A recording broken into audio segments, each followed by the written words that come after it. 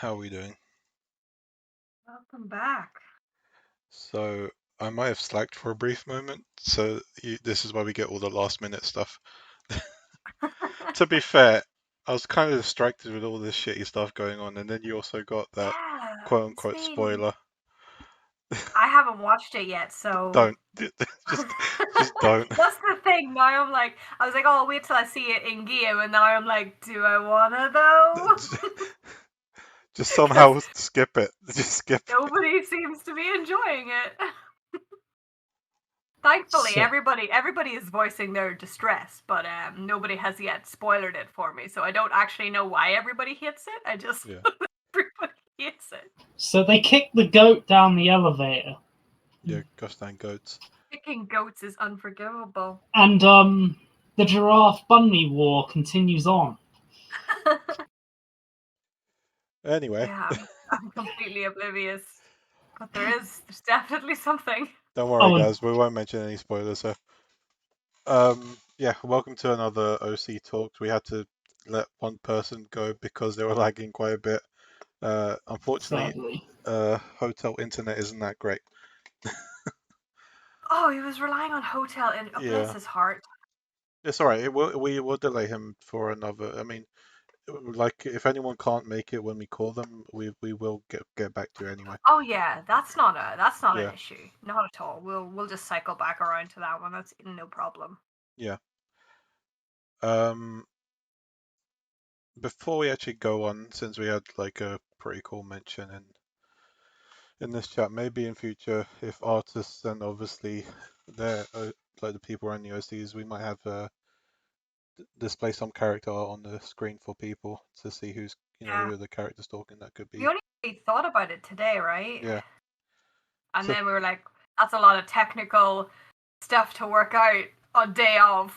yeah, it's a bit last minute, but it could be something we do in the future, and it could be helpful to look at again a visual guide towards the OC. Yeah, you often find especially if someone has managed to be lucky enough to get commissions of their character, they often more representative of the character than in-game avatars can often be. Yeah, that's definitely the case for a lot of my own OCs. But okay, another episode of OC Talks. As you already know, RP Talks is on hiatus until whenever I feel like bringing it back. I don't. It's I already explained it. If you've not seen it, just join our Discord. It's pinned up on the announcement. I'd Um, recommend it. Sorry, what were you gonna say? I'd recommend it. It's a good Discord. Yes, we have very cool people, except from me. Uh, You know what? We have no fuss. yeah, There's no drama. I don't think we've ever Can I actually had just drama. can I just take a minute to do a big shout out to our Discord community? Because you guys need zero moderation, and Yeah, I appreciate the hell out of you for that. Well, except for the fight between me and Fuse over the superiority of giraffe versus bunny. Can't really kick Fuse out of his own Discord. I mean, I can try if you guys want me to, but I already we all tried, it know didn't work. who rules this Discord. In fact, if you look on the Discord right now, there's a crown right beside my name. I don't yeah, know. there's disagreements that I've been watching tentatively from the sidelines, being like, do I need to step in yet? But That it never gets to a point where I need to step in and be like, all right, shut this down. they're I may, oftentimes resolved quite, sensibly. I may be a bit quieter in the Discord, but I do pay attention. I am still a moderator in there, so I do pay attention. Oh yeah, Even if I am a bit quiet in there. same here. I mean, outside of the weekly questions, I mean, I basically just read the Discord, but I'm lurking in the wings with my banhammer ready. I also lurk quite often. To be fair, I'm in a lot of Discords that. Oh, same. Let's face it, we all join a Discord, but oftentimes we say nothing in it. It just ends up being there. Oh yeah, no. Fuse, Oh yeah, no. excuse me, Fuse. What Yeah. did you do to Sin? Oh right, yeah. Cathal What makes a good point. This is what why did I you have Oh, to. do to Sin? oh. This is why we have to stand up to him. We need to revolt. Fuse. So, Sin, Sin on Twitter, right? The troll. Yes. Yeah. I can't remember what I said. I can't remember what he said, but I responded with I'll ban you, and then he suddenly got banned.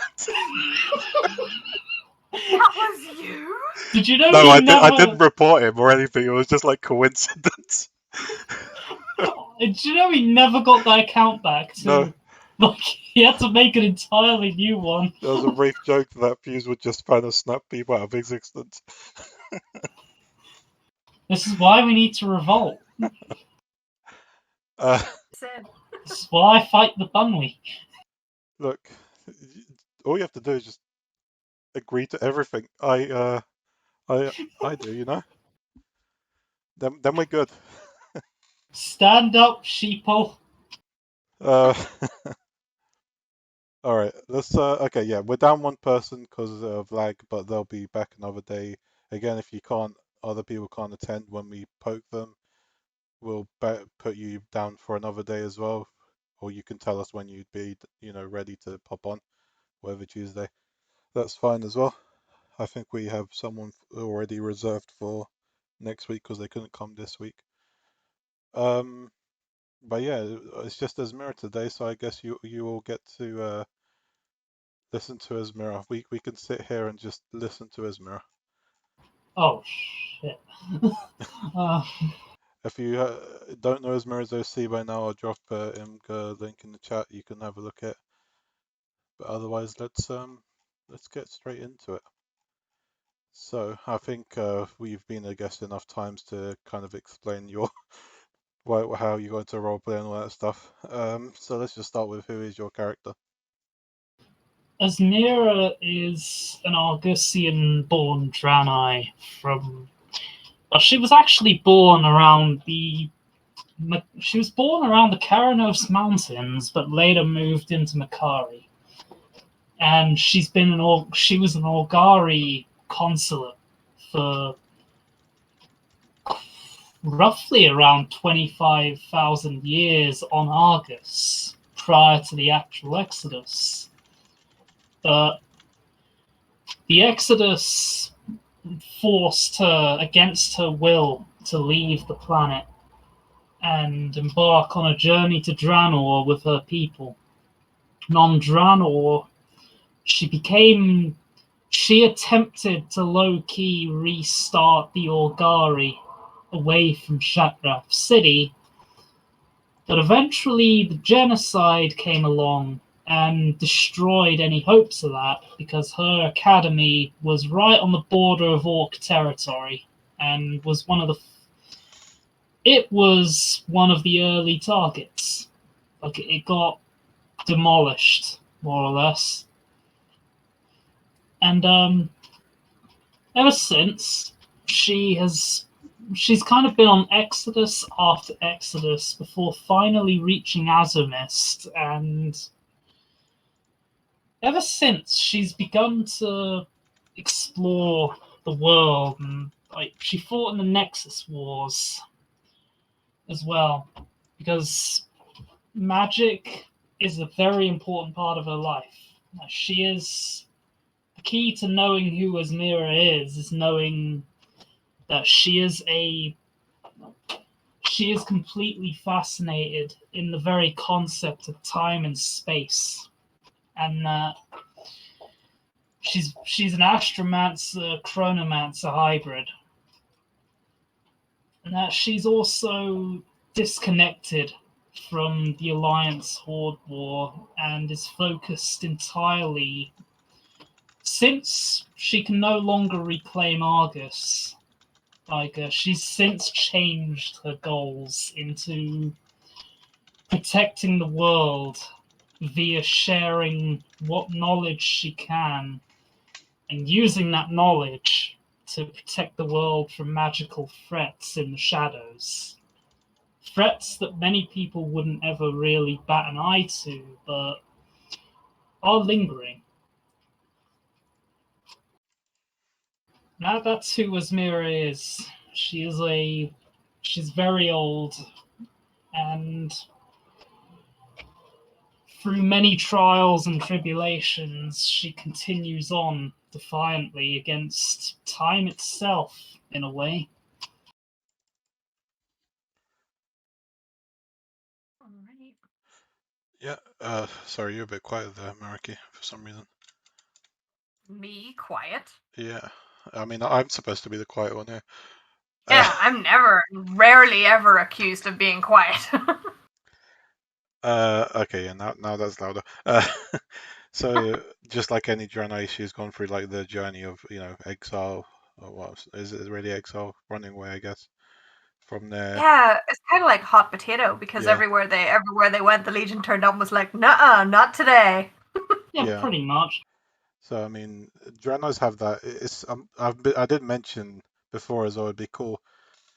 I don't know after today actually, but it'd be cool to have an in between sort of like story lore built up from Draenor Yeah. escaping from Argus to Draenor, like what's Oh happened yeah. between that.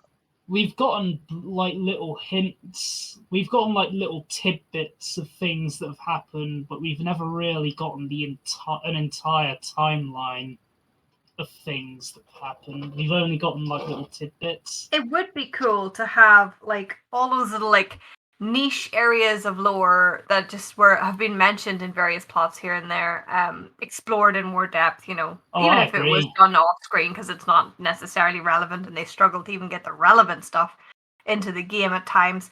But it would just be nice to have like that because Oh, like I I know agree. that there's a lot of people that have like different little bits that are relevant to them and their characters Yeah. that would be interesting. I'd love to. I would absolutely love if they something I would absolutely adore is if they made like an anthology of like the history of civilization on Argus, and also like whatever happened in between them leaving Argus and arriving on Draenor. Hell, we could even go for other races, but obviously we're talking about your Oh, Draenor today. But oh yeah, heck yeah! I'd love it. Like ethereals too. I'd lore love depth is always great. brokers. Um, so we've got a feel for who your character is. Did you draw any inspiration as towards the design of your character? If so, where from? No, so an odd thing is that when I first created as Mira, there wasn't really much in the way of inspiration. She was actually created more as a meme character at first, but A mean or meme? meme. Oh, But like she was supposed to be a joke on, like she was supposed to actually be kind of a joke on like grumpy old wizard trope, but eventually she ended up becoming her, like coming into her own as her own entity. And while I didn't have an initial inspiration in creating her, there's certainly been things that like inspirations from other sources that kind of coincide in a way with how she's developed and kind of, I guess, inspired her development rather than the actual character, if that makes sense. yeah. Yeah, No, so it's the like same. It's the same for me. I mean, obviously, other people draw inspiration from characters now and again, but for me, I kind of see the resemblance, or sometimes I draw an inspiration after, yeah, role like playing the oh character. yeah, it's like actually I made a chart of this. Give me a sec.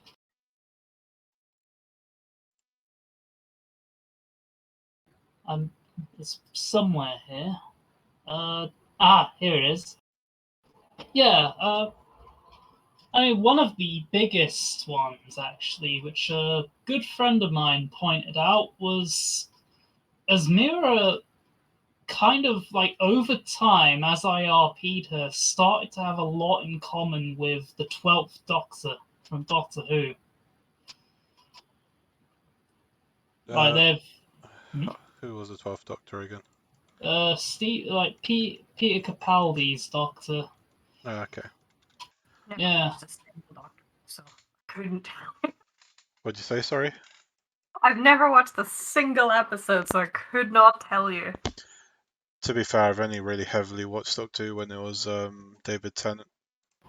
Yeah, to a degree, you could almost draw a little bit from that too. Like the whole thing of an old, an old being who's been through countless wars, who's seen the universe for what it really is, knows a lot about the cosmos and is kind of going from place to place, trying to move on from war that keeps catching up to her. Another inspiration that kind of came along gradually was Kreia from the Old Republic. Well, KOTOR 2, if you've ever played that. I haven't. It's that one's basically the idea of looking past archaic views of magic and actually seeing magic in a different light. Like, she doesn't look at Fel and Void and immediately think evil, dark magic. She looks at them and she sees they're just a part of the cosmos. The same with the light. Like, she looks at it, and unlike a lot of other Draenei, where they see light and it's almost reverent, to a degree, she still sees it as a bit reverent, but she looks at it and sees, once again, it's just another building block of the universe. Like, everything's just a part of this greater universe, and she wants to understand how it all comes together. Which is why she's always been a bit lenient when it comes to people using darker magics around her. She's not exactly. It's more depending on the person using the magic rather than the magic itself. It's kind of a similar perspective to Ursia, where she's not comfortable with magic, but as long as the person behind the magic is like, has a good heart, she feels comfortable enough. Yeah. It's I guess the last one you could almost draw from is if you've ever played StarCraft 2 or StarCraft 1 Zeratul. I've not played any of the StarCraft. RTS aren't my thing, unfortunately. But that's the whole idea there, is kind of having a different view of your faith than the rest of your kin, and almost feeling a little outcasted by it. A kind of similar deal as with Ella and I too, actually. There, like there's a few inspirations there, and of course you've also got like the very typical like old wizard trope. But she's a kindly old wizard. She used to be a bit of an asshole back in the early days of our being her, but she's since mellowed out. I mean, she's a goat. She has to butt heads with someone now and again. Did you know very recently she actually headbutted a dragon with her horns? That's got to hurt for How did, her, how no? did that? How did that go down? What was the? It How did went that shake down. out? It went down surprisingly better than I thought it would. Like, the dragon was attempting to eat her void elf friend, and out of sheer desperation, she decided to do a charge and headbutted it. Those horns aren't just for show. It kind of startled the dragon. Like, the dragon was more confused than anything. To be fair, if I was a dragon, I'd be pretty confused who'd have the balls to do that. Yeah, Mira's like, she doesn't fear very much. Like, she's faced off against very horrifying things. Yeah. Although there are a few things like Bots and I. I mean, if Last of Us is anything to go by, no thank you. It's an actual fear of mine IRL too. So, yeah. So, what are some of the goals for your OC or the aspirations? In terms of goals and aspirations,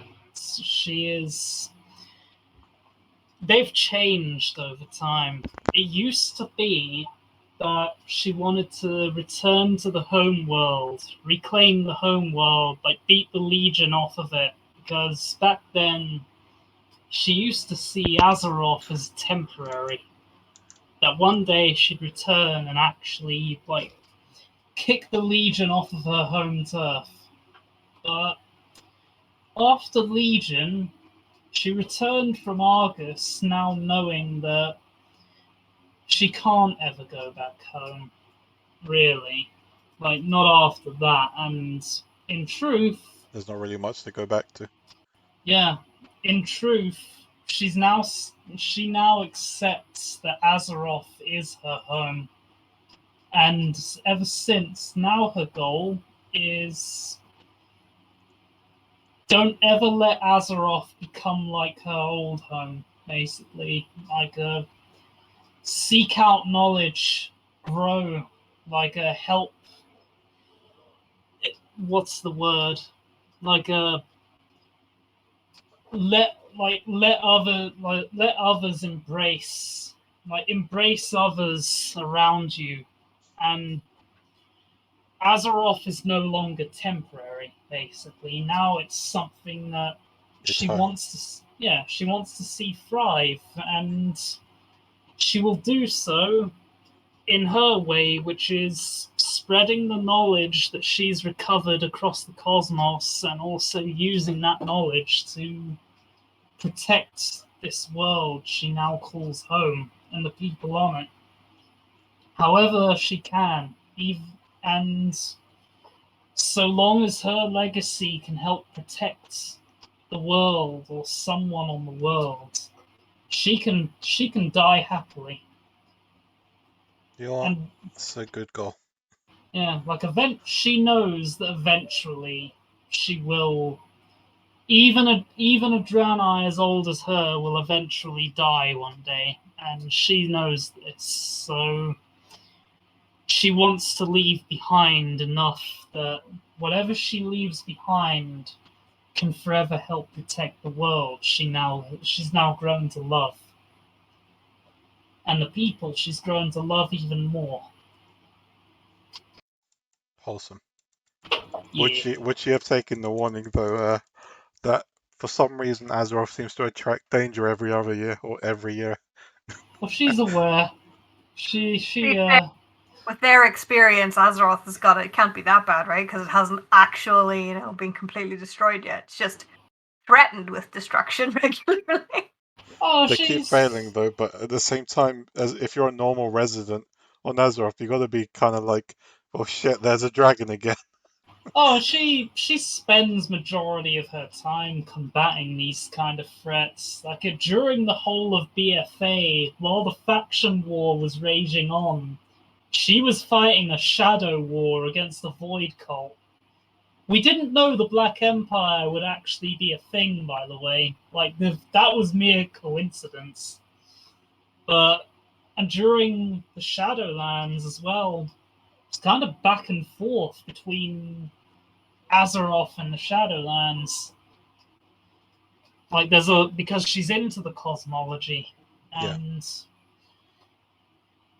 it's a case of she's not necessarily a champion, but she will fight the good fight in the shadows where people don't think to look, against against like threats that generally don't make themselves very visible but are still threatening, like dreadlords. yeah. I mean, it's pretty straightforward. Obviously, you don't have to be a champion to do any good anyway, Oh right? yeah. Um, Those otherwise, stones make big ripples. yeah. All right. So, with all this in mind, does she actually have any like a family or a partner? Or do they want kids? Are they on good terms with any of their family? Right, so Asmira had two siblings actually. The emphasis on had. There was her eldest brother, Azamond, who actually died during the Red Mist incident on Draenor. He actually took his own life in order to not get mutated, in almost a bit of a seppuku kind of way.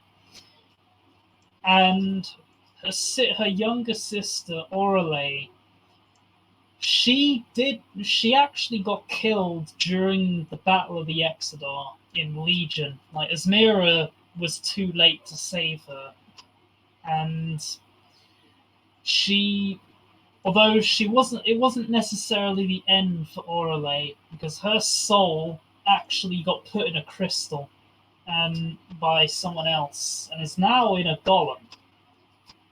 So she's kind of been given a second chance, almost, in a bit of a pseudo-vigilant thing.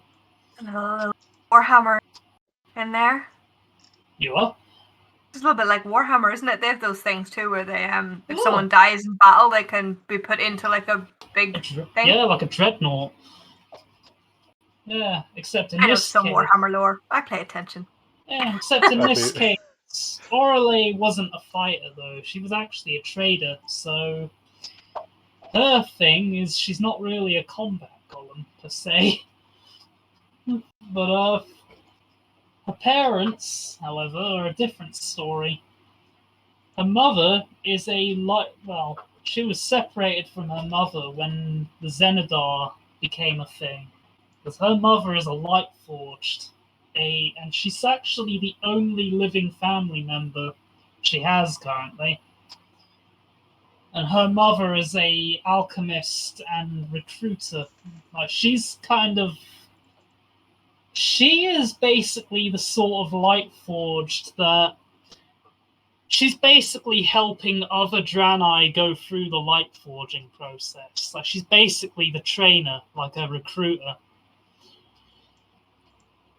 And she's also an alchemist, so she's big on potions. Can't handle her potions. They're too strong for you. Yeah. And oh? I'm sorry, it reminded me of that video about the potion seller. Yeah. You can't handle my potions. You don't know how They're much too that's been Bring spammed your to me. strongest potions. That's been spammed so many times to me.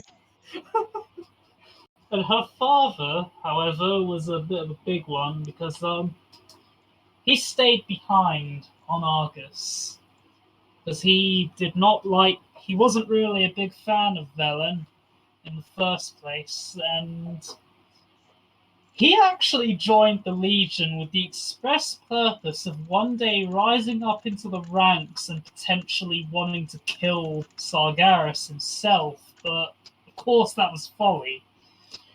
But later on, he encountered the Void and actually started genuinely believing in the cause. So he went from joining to cause damage from within to like actually believing in the cause in the end.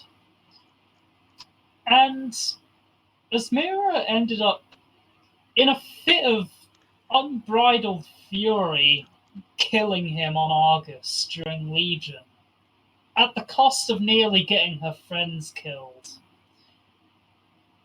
And to stop his soul from regenerating in the Twisting Nether, she basically stuck it in an Illidari crystal that she was given. But she didn't quite get rid of it. Throughout BFA, she actually kept the crystal that held the soul of her father. And eventually that soul, because her whole thing was she wanted to find a cure for the fell corruption on an Eridar's soul. She never quite found it, but that's why she kept the soul. That soul ended up sacrificing itself to protect his daughter in one last act against a powerful void entity at the climax of our campaign against that void cult. Her research never really held much fruit. She never really found the cure in the end.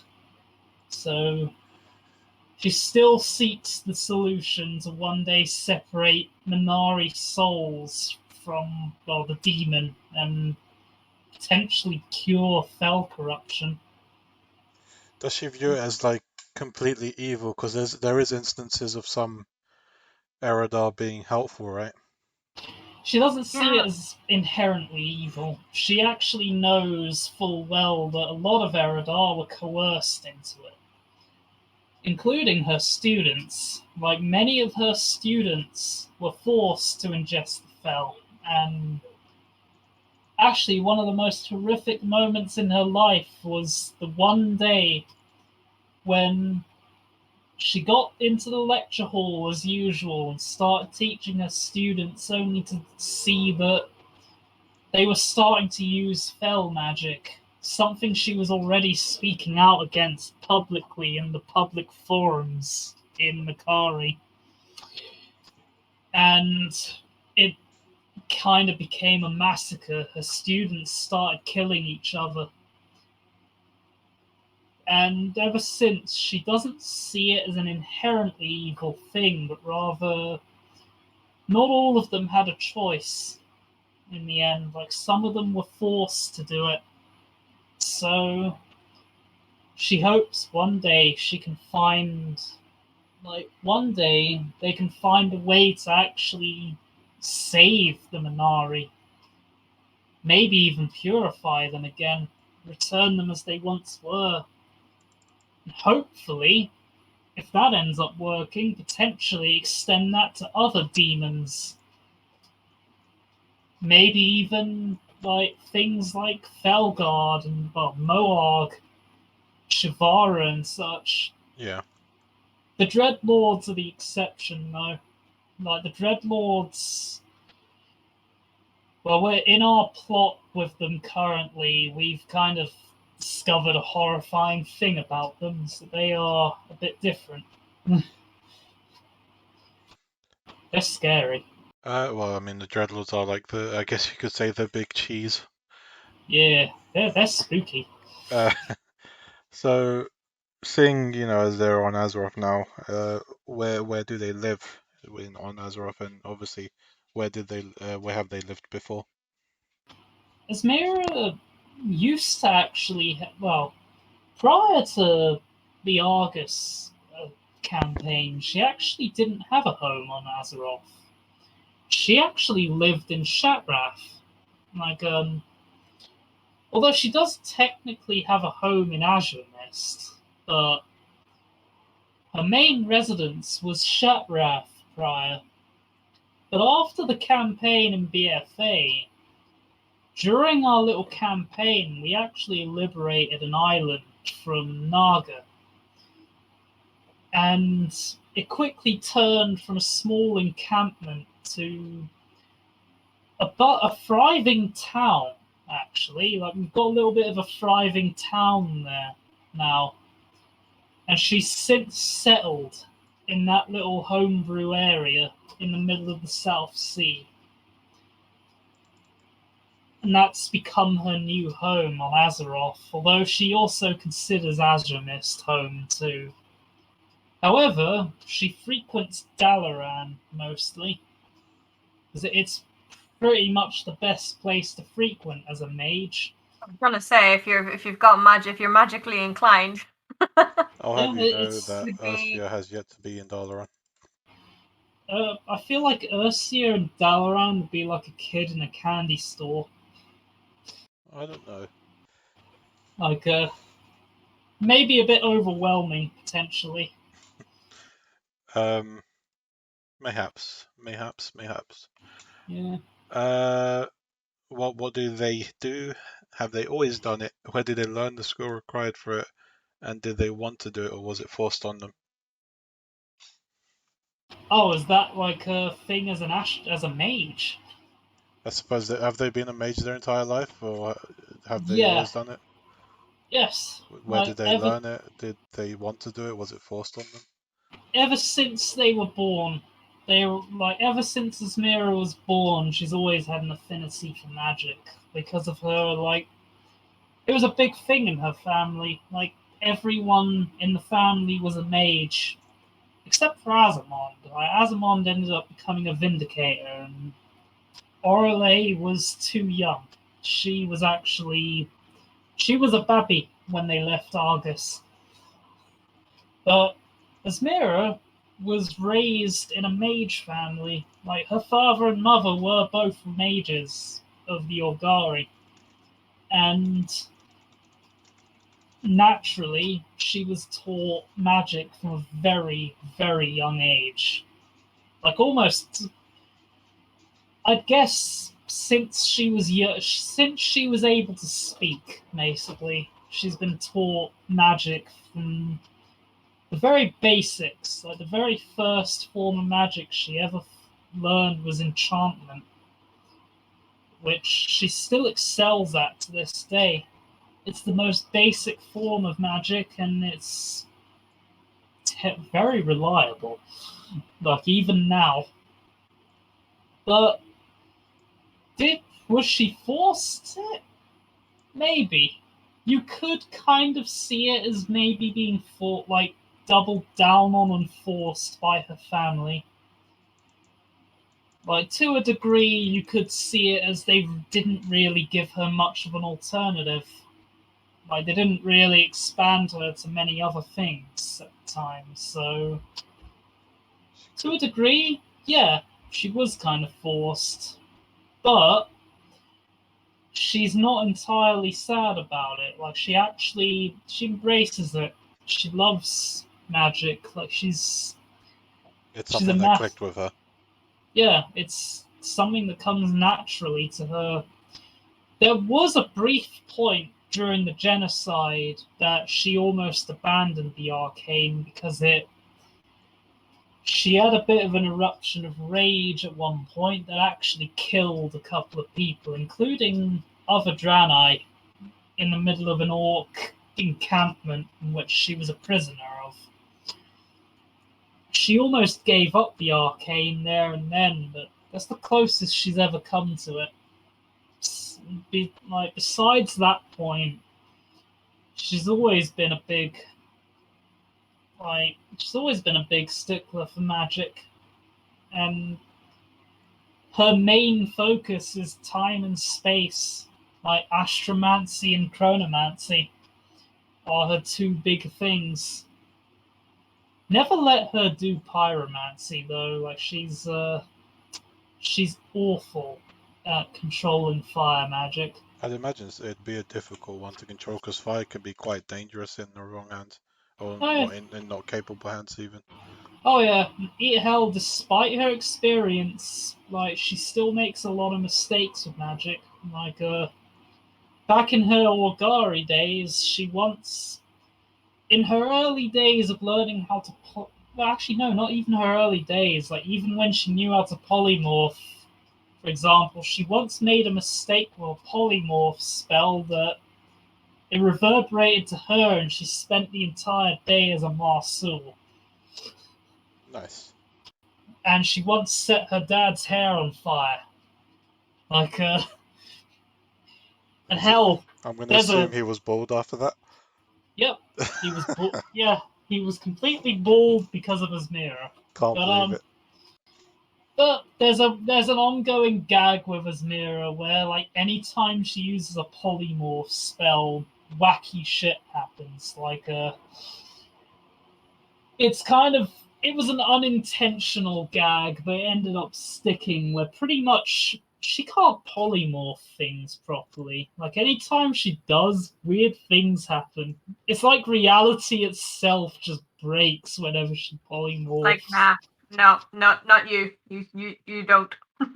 Yeah, like the one time, one of our void elves, like back in the early days of the Astral Order, went a bit nuts with his void and kind of turned on us in an instinctual move as Mira polymorphed in, but we ended up having the void sheep incident where it was a sheep, but it was a void sheep that started headbutting us and like spewing tentacles from the fluff.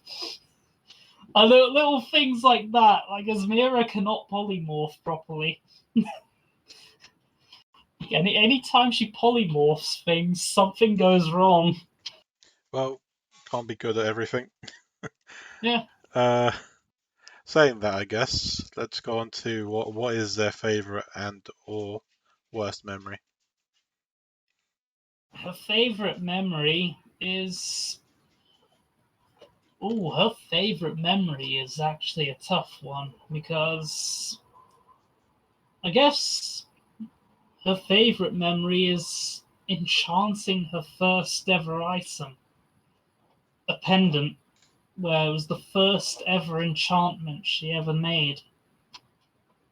Like, it was the first time in her life she truly felt like she created something, that she really did something good. And it was the first time that like the doors of magic were open to her,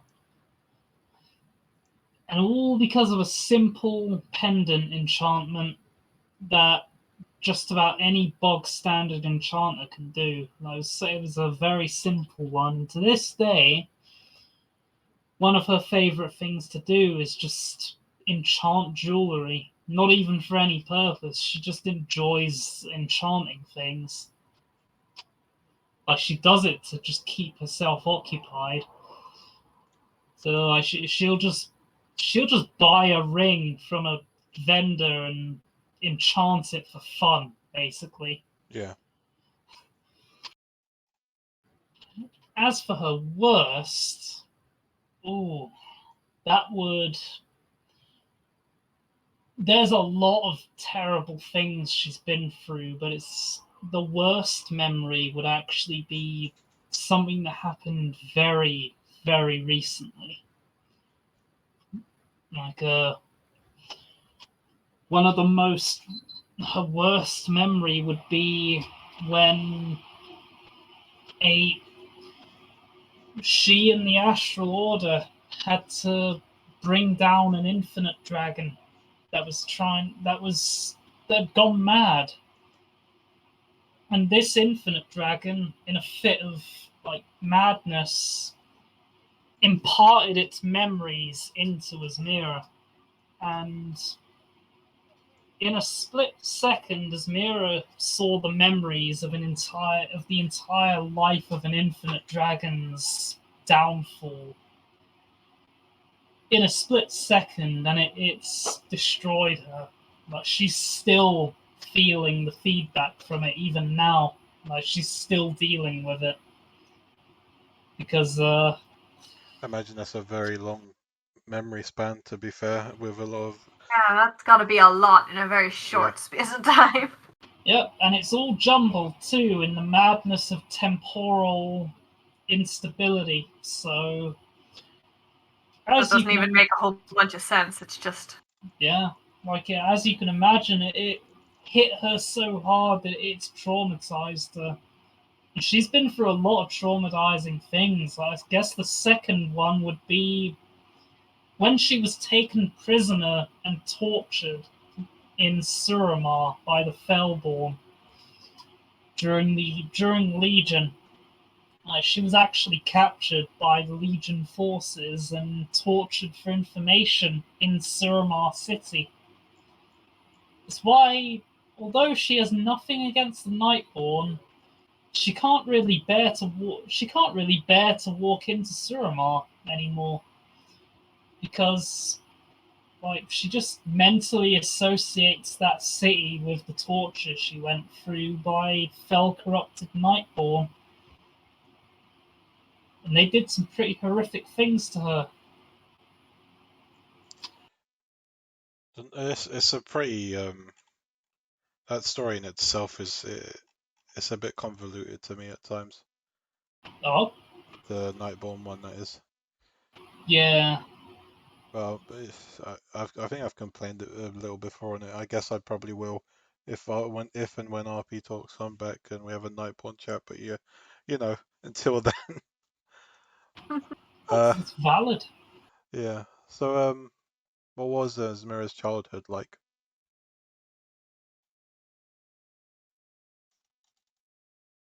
how old Ismir? was she before the trouble kicked off on Argus?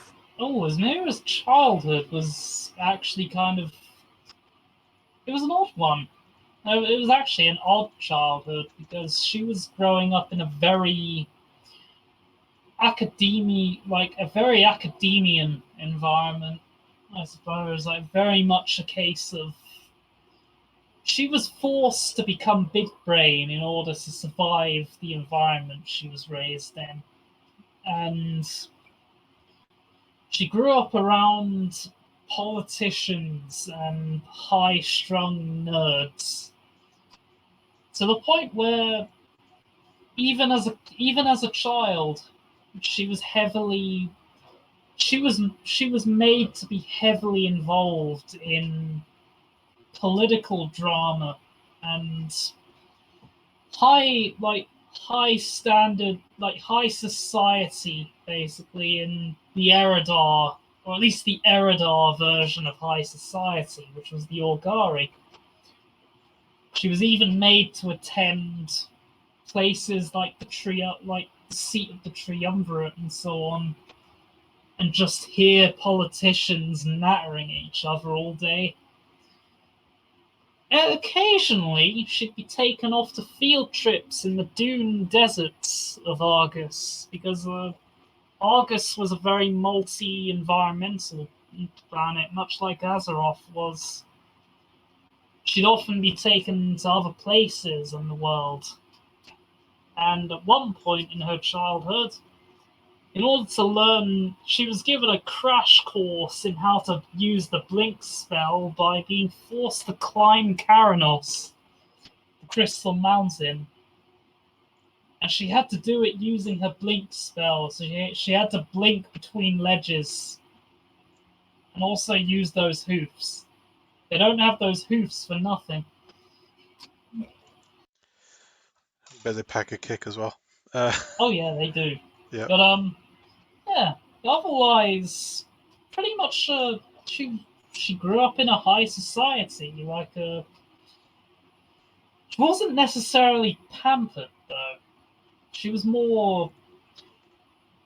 She was in a bit of a, I guess, a very competitive environment where if you didn't pull your weight with magic, you were kind of looked down on, and she felt pressured to keep going. It's why she doesn't.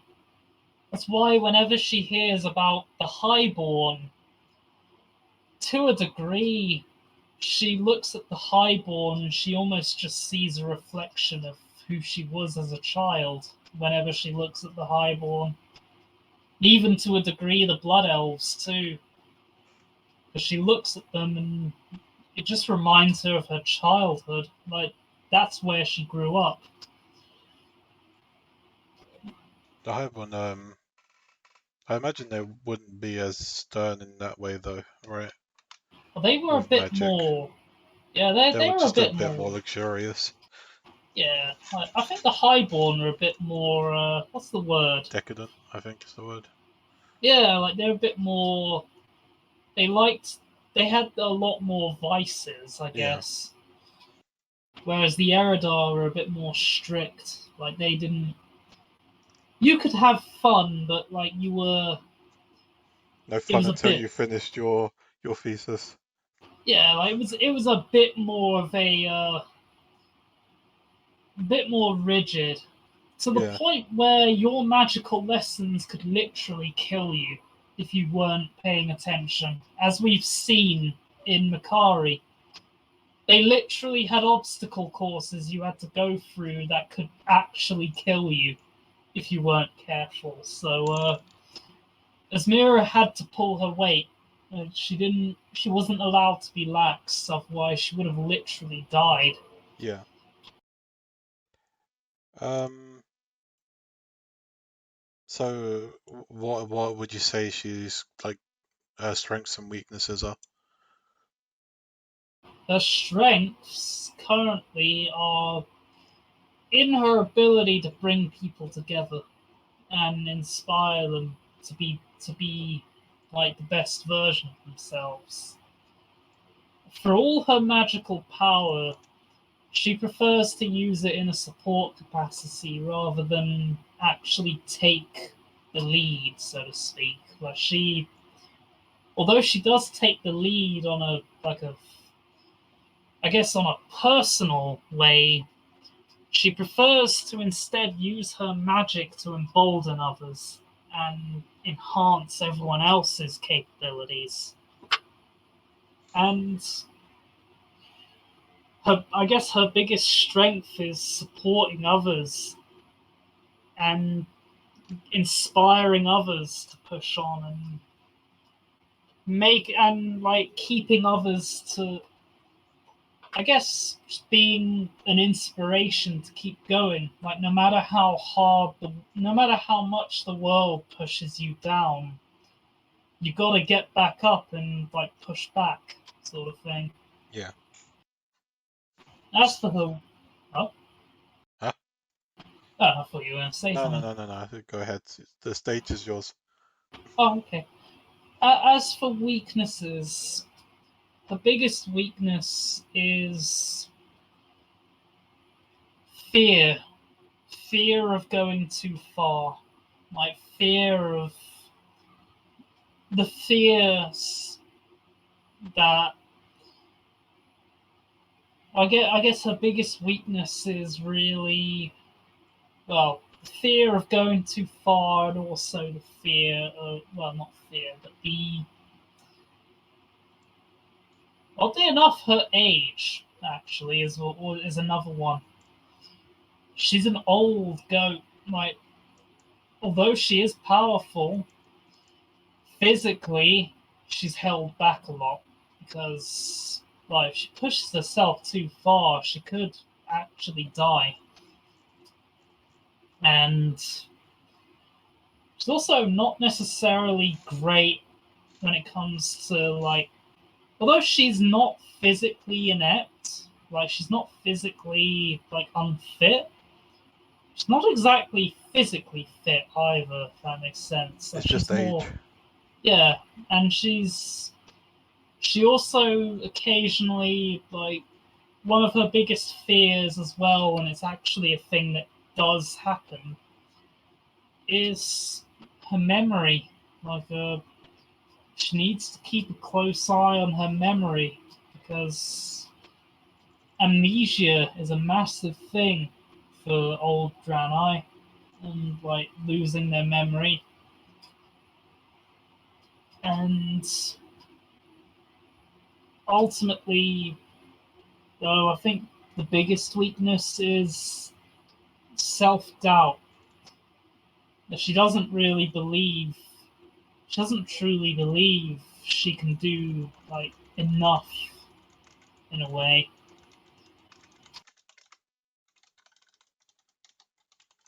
Yeah. Do they have any like hobbies or passions? Yeah, like enchantment. Like she loves, as said earlier, she literally enchants things for fun. Like she doesn't like she does actually use it to make money on the side. Like that it's how she actually makes it's how she feeds herself is enchanting things for people. But for the most part, in Good terms of job. yeah, but for the most part, in terms of hobbies, she just really likes enchanting things. And she also likes to map out star charts as well. Like she's kind of something she's investigating, kind of low key investigating is constellations and trying to map them out eventually. Although we've not really been given too much lore on like actual constellations, so I'm kind of waiting on that. She also she also likes to a hobby that she's not really engaged in for a very long time, but she used to do a lot, is actually fencing. She's not very good with many melee weapons except for rapiers, because she used to be able to fence. She still wants to fence, but fencing's not exactly a popular thing on Azeroth. Not that it was very popular on Argus either, but it was a niche.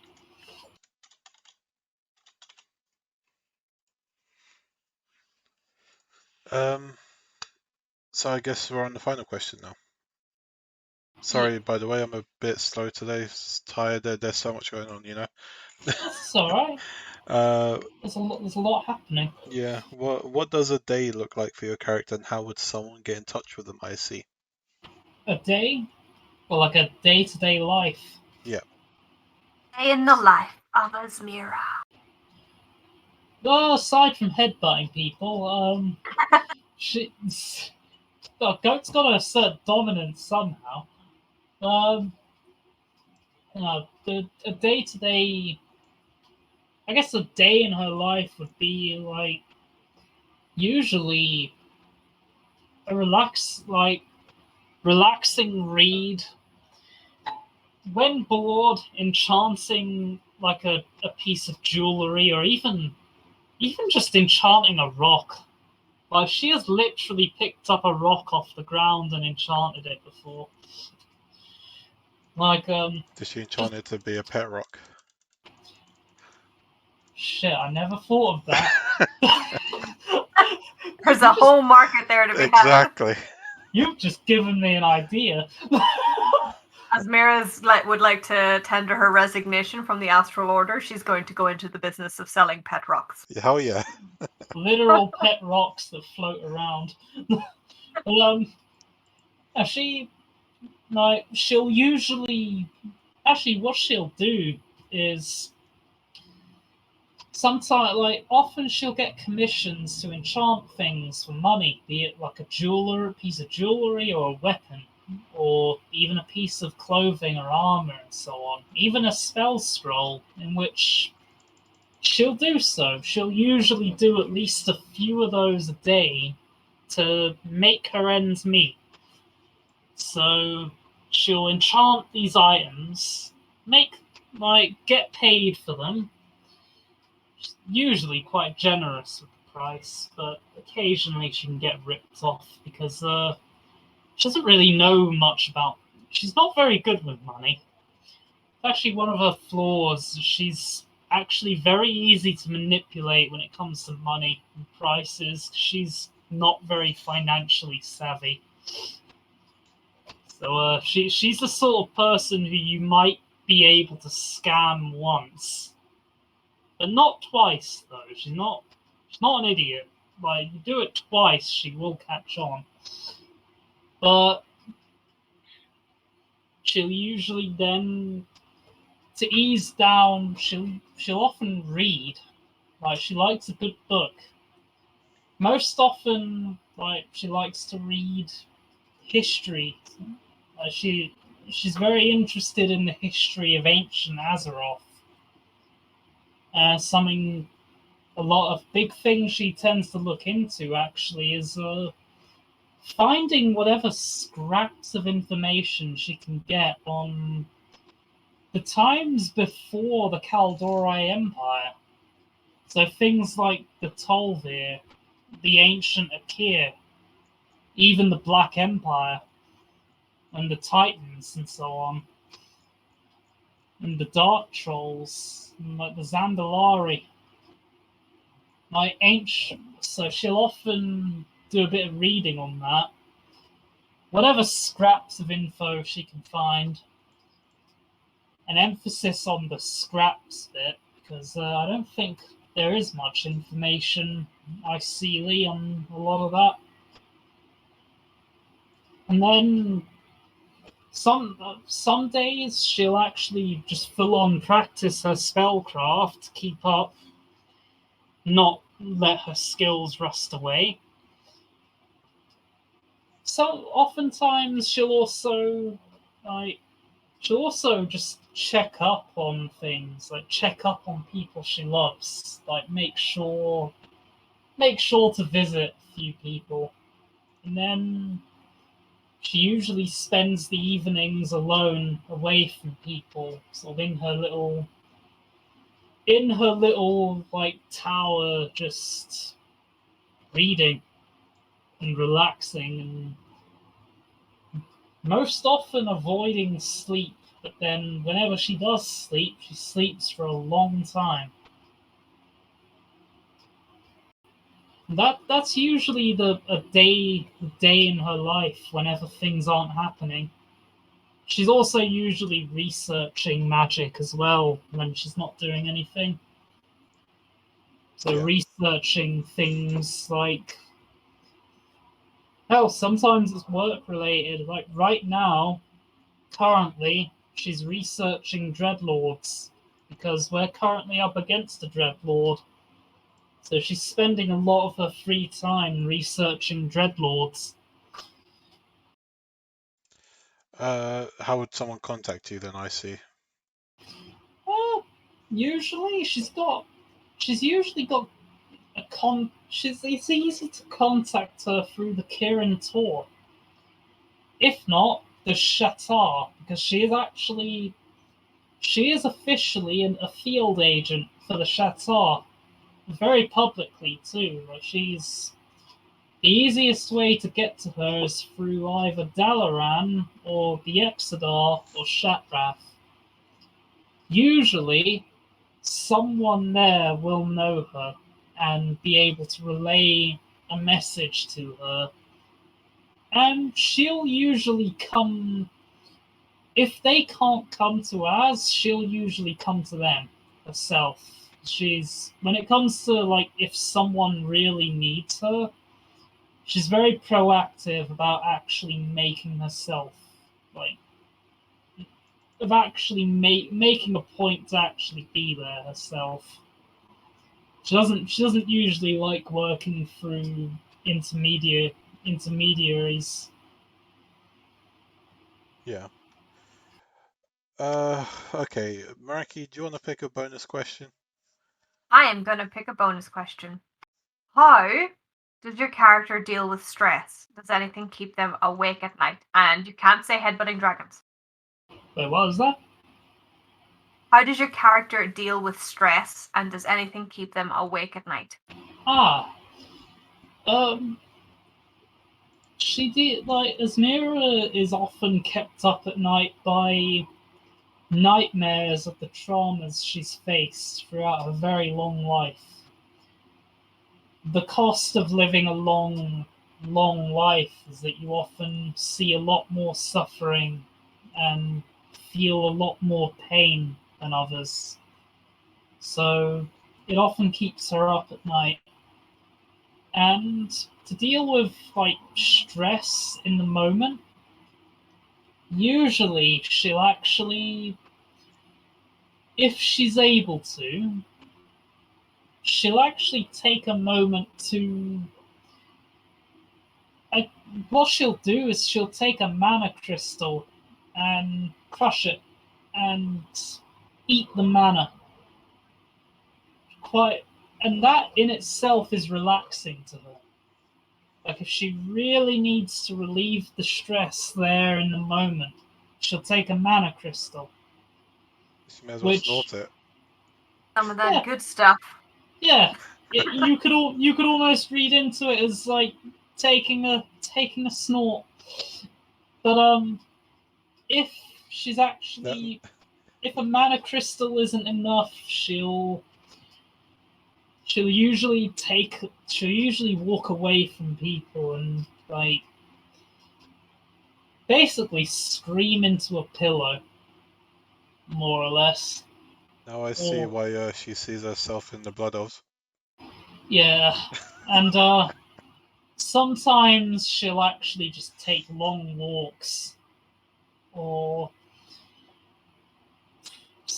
sometimes if the stress is really getting to her, she'll actually either do one of two things: either meditate on the mysteries of the cosmos to distract herself, or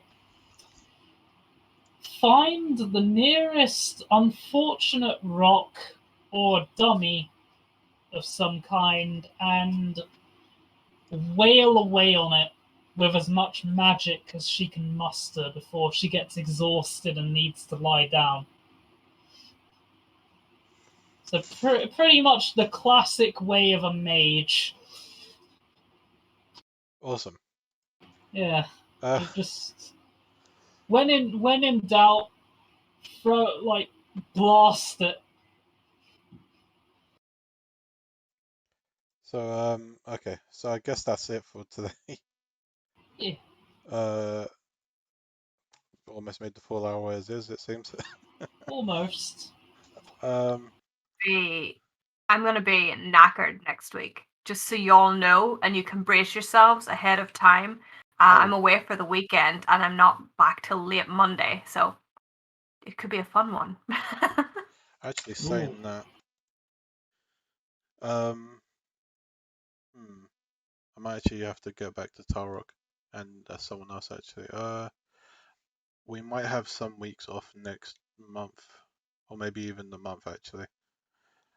Just I'll to, take some responsibility, friends. I have a holiday booked. honestly, I think with all that's going on, it's probably best to have a break as well. Yeah. We might all need a bit of a holiday. Yeah. Hmm. Saying that though, we'll obviously come back, and I mean, having a break is normal, right? Gotta Oh, take care of the well-being. all right, I'm gonna have to get back to some people with that. I completely forgot about it. My bad. If you listen to this now, guys, I'll get back to you anyway, like on YouTube or whatever. If you listen to it then. I might start streaming the game on like different games as well, you know, just to kind of give people more of an idea that the OCs aren't entirely tied to WoW. They never were to begin with. You can come on and talk about Final Fantasy characters, Elder Scroll characters, maybe your own little like world building, whatever. Finally, I can talk about my Club Penguin OC. Yeah, I mean you could. We're here to talk about every OC, you know. So we're here to spread love. But yeah, again, it was never initially all to do with WoW. That's why this is still going on, because it's about the people's creativity rather than whatever game. Yeah. So yeah, you might notice me streaming different games going forward. Also, I'm being like smothered with kisses, I think, by random blood elves. It's possible we might see the bunny. Yeah, we might see the bunny at one point. So actually, this might be the last one for this month. Actually, yeah, you know what it will be. I have to tell others anyway. So next month we won't have anything. After that, we'll come back and maybe we'll introduce the idea of putting people's characters art on the stream, like one from each person, so people can get a perspective on the character. Well, this is the last one of them. This is the last one for about a month then. Yeah. Yeah, because next week is August already. Yeah. Yeah. Actually, August saying is, that, maybe during this month you want to suggest some things for OC talks as well, because we've Yeah. had 4. Maybe you want to add something to it. Maybe you don't like something. Obviously, you're going to complain about my mic, but you know, I can't buy a new one yet, so deal with it. the only complaint I have is we need more Doggo. I don't know where she is right now. She got Uh, told off We yesterday. need to get like a little GoPro thing that we can just attach to April to watch her travels. I would Dog totally do that. To be fair, it's Dog probably can. mostly her laying down. Yeah, dog can. But yeah, I wouldn't mind doing that at some point. Yeah, doggy can. Oh yeah, this is what I was going to say. I did mention on the Discord that obviously a lot of us has just been kind of talking, mentioning our support and stuff, and maybe I want to do a sort of charity towards a women's charity, to, you know, to kind of add more to it, because I feel like adding more to it, that is. I'm not sure on which charity to do so, but there's been some suggestions being either like Black Girls Code, Future Without Violence, Girls Who Code, RAIN, Women in Animation, Women in Games International. I'll have a look into either of those, but there may be another charity stream down the line. I don't know what I'll do for it, but we'll see. Otherwise, follow me on Twitter, Fusecraft AD. Obviously, if you're not following me on Twitch, follow me and you'll be alerted whenever I go live if you're not being spammed with that, everyone. There's also YouTube to catch up on videos, RP Talks or OC Talks, which is at Fusecraft. Also support me on Patreon as well if you want to. It helps, once we get to a certain amount, it will help to uploading audio versions on Spotify. Otherwise, I think that's it. Thank you for being here, guys. Thank you for having me, and thanks for tuning in as well. Yeah. We shall see you guys in the Discord. See you. Yeah. Bye.